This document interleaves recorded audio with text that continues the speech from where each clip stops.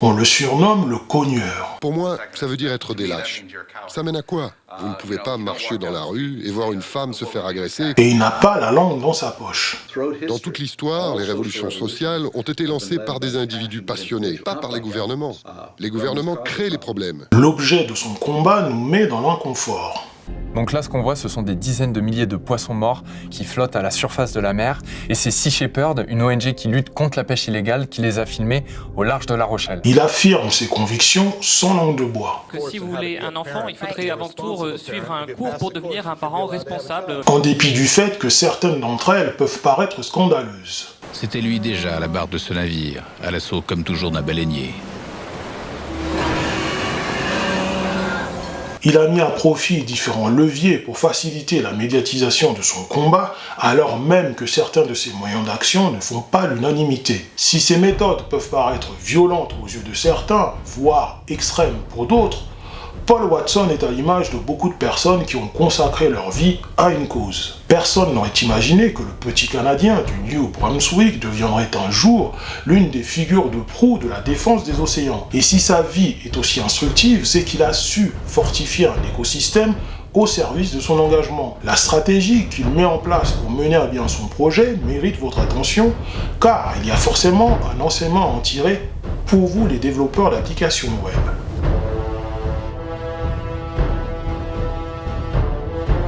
Paul Watson est né le 2 décembre 1950 à Toronto, au Canada. Il grandit dans la ville de St. Andrews-by-Sea, au New Brunswick. Enfant, il se passionnera déjà dans le sabotage des pièges des trappeurs et la perte de sa maman.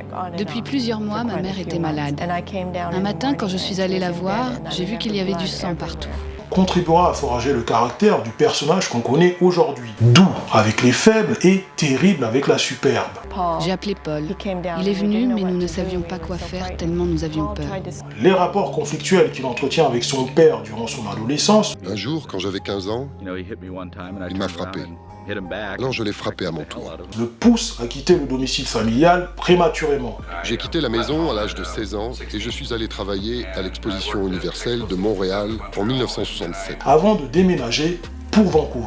Et en 1968, on peut dire que c'est le début de l'épopée Paul Watson, puisqu'il s'engage dans les gardes-côtes canadiens où il sert dans les navires météorologiques et aéroglisseurs de secours en mer. Et l'année d'après, j'ai trouvé un emploi sur un bateau de marchandises norvégien et ensuite suédois. Les années passant, et son amour pour les animaux ne cesse de s'accentuer. Mais il ne le sait pas, quelque chose d'extraordinaire est sur le point de se produire. En effet, c'est en 1971, au cours d'une manifestation contre des essais nucléaires, qu'il rencontre pour la première fois les futurs fondateurs de Greenpeace. C'est le temps des copains qui, presque en riant, vont fonder un mouvement qui va remuer le monde. L'association de protection de l'environnement dont il deviendra membre. Il navigue désormais avec Greenpeace et c'est en 1975 qu'il participe à une campagne opposée aux baleiniers soviétiques. Le harpon passe à quelques mètres au-dessus de son embarcation et touche sa cible. Il parvient à se hisser sur la baleine blessée. Et sur ce point, il dit « J'ai vu qu'elle comprenait ce qu'on essayait de faire. Elle comprenait, mais il y avait autre chose dans cet œil. C'était de la pitié. Pas pour elle-même, mais pour nous. » Paul Watson voit en Greenpeace un organe qui comprend son combat, mais dont les moyens d'action ne sont pas suffisants. Elle manifeste, témoigne, freine, gêne les baleiniers et autres prédateurs, mais n'agit pas directement contre eux. Et c'est là que l'embrouille va commencer. Ça mène à quoi? Vous ne pouvez pas marcher dans la rue et voir une femme se faire agresser et ne rien faire. Alors que ses compères prônent des actions dites non violentes, il est convaincu de la nécessité des actions directes.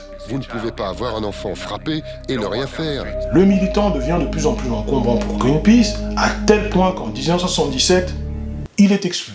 Tel le phénix, il va se servir de ce revers pour renaître de ses cendres, car il a désormais les mains libres pour créer une association en adéquation avec ses valeurs.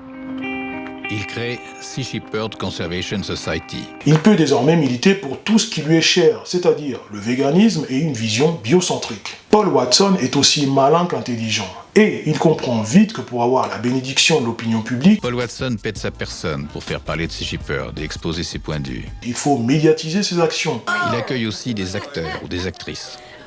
Ici encore Michelle Rodriguez, l'une des héroïnes d'Avatar. Et pour ce faire, il tisse des relations avec différentes célébrités américaines, mais pas seulement. J'ai emmené Brigitte Bardot en 1977 au Canada, et c'est elle d'ailleurs qui a vraiment mis le problème des phoques et de la chasse des phoques sur le devant de la scène.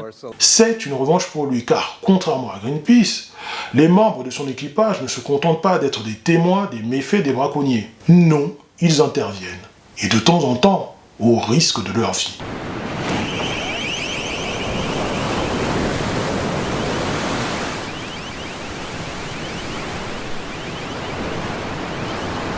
Dès ses débuts, The Sea Shepherd inclut dans ce mode d'action des projections d'objets sur les ponts des navires baleiniers, l'espionnage des navires illégaux en pleine mer, l'abordage et le sabotage, notamment de 2 navires dans un port islandais. Son bilan est éloquent.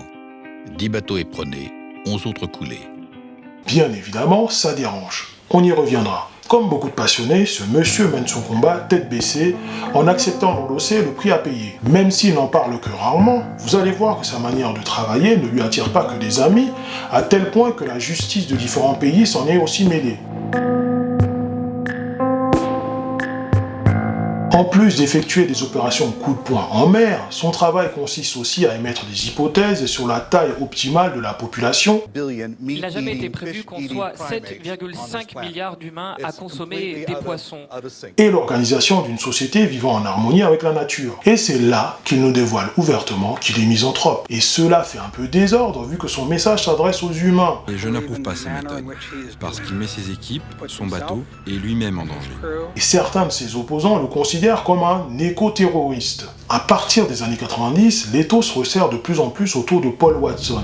Et en 1993, il est arrêté au Canada à la suite d'actions contre des bateaux de pêche espagnols et cubains au large de Terre-Neuve. I've always found that you have to expect the unexpected. So on April 13th, I found myself arrested at Frankfurt Airport. Et ce n'est pas tout. Le 14 septembre 2012, à la demande des autorités japonaises, Interpol émet une notice rouge pour 2 incidents intervenus dans l'océan Antarctique.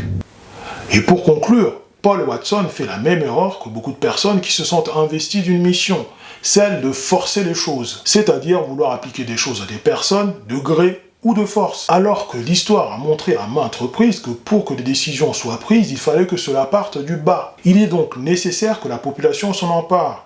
La brutalité, l'agressivité, la grossièreté ne font pas rêver. Tant que Paul Watson n'aura pas persuadé la population sur la nécessité de protéger nos océans, ces méthodes resteront vaines et minoritaires. Elles ne permettront que de soulager sa culpabilité personnelle et pas d'agir de manière significative sur la sauvegarde des océans. D'ailleurs, je m'adresse à vous pour contribuer à rendre notre monde meilleur, car vous êtes partie prenante de l'épopée humaine. Vous êtes les continuateurs d'une œuvre. Évidemment, vous pouvez décider de ne rien faire et laisser notre société sombrer dans les abîmes. Vous pouvez aussi agir en la faisant évoluer grâce à l'outil informatique, car nous sommes à la croisée des chemins. Nous pouvons amener l'informatique dans des directions différentes avec des conséquences importantes pour la politique et la démocratie. Même si les choses vont mal, gardez la foi. Sachez toutefois qu'il faut avoir une cible, car les grands exploits à travers l'histoire ont été la conquête de ceux qui semblaient impossibles.